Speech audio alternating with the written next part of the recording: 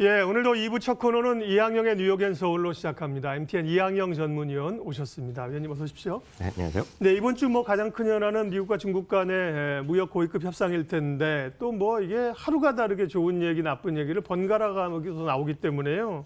종잡을 수가 없네요. 네, 맞습니다. 결론적으로 보면 네. 오늘 미국 주시장은 그렇게 크게 움직이지 않았습니다. 예. 소폭 상승했다가 결국 소폭 하락하는 것이 반복되다가 결국은 조금 하락하면서 마무리됐습니다.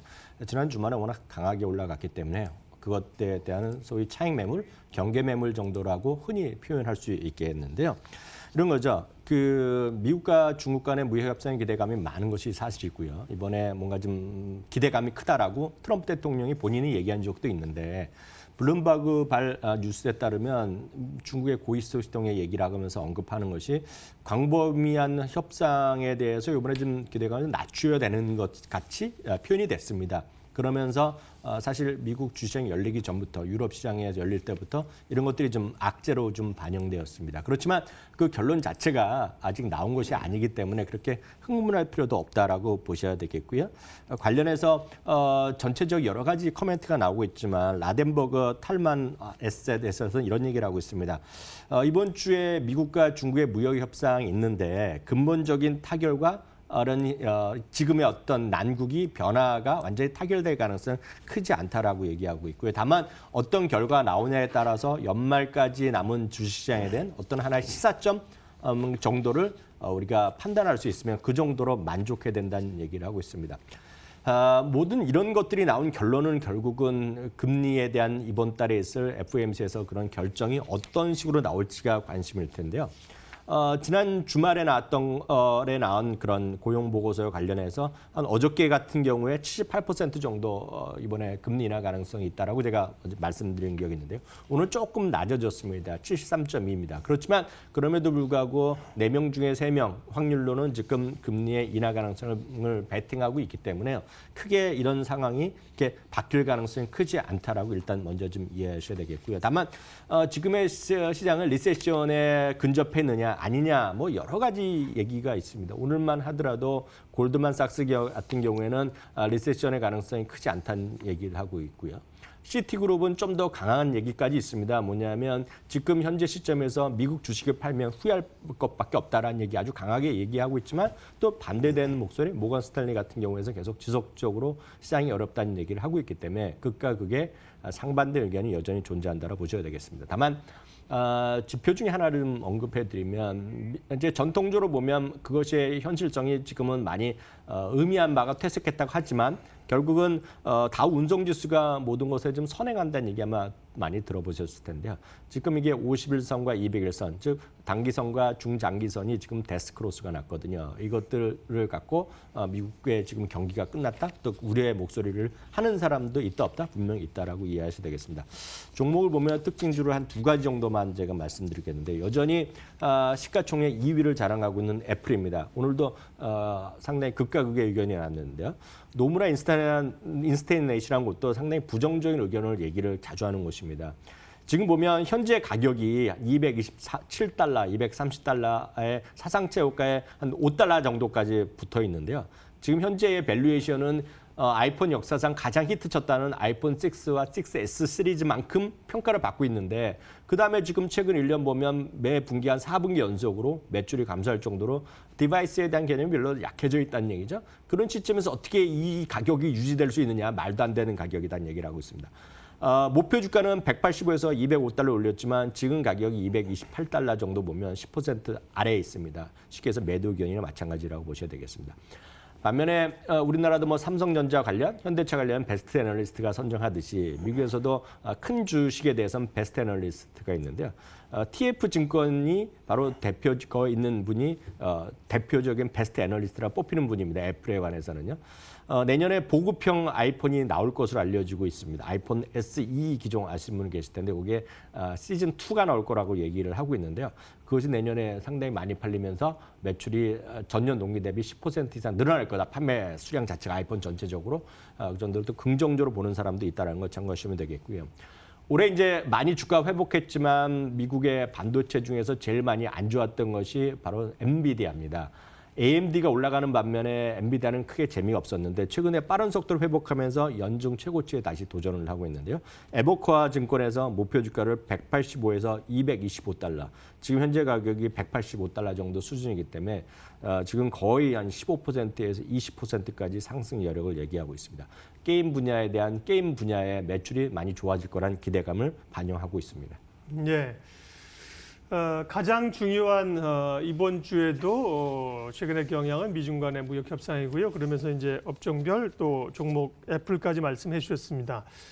경제 지표들도 사실은 지난주에 이제 몰아까지 하지 않았습니까? 제조업 지표는 부진했는데 고용 지표는 좀 좋게 나오고요. 간밤에 좀 지표 관련돼서 나온 거나 코멘트가 좀 있습니까? 네, 다시 한번 말씀드리지만 고용 지표는 좋게 나왔지만 네. 미국의 미국뿐만 아니라 전 세계 제조업 경기 지표는 계속 빠른 속도로 하향되는 게 맞습니다. 지난주에도 보면 거의 이제 10년 만에 최저 수준으로 나와서 50포인트 이하가 2개월 연속 계속됐습니다. 그래서 지난주에 발표된 것이 47.8이었습니다.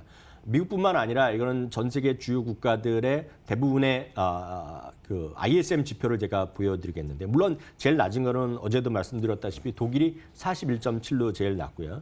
지금 현재 50포인트 넘어 있는 것은 중국이 지난달에 이제 50 이상으로 갔기 때문에 중국을 제외하고 대부분 50 이하로 가고 있는 안 좋은 모습이 사실인데요.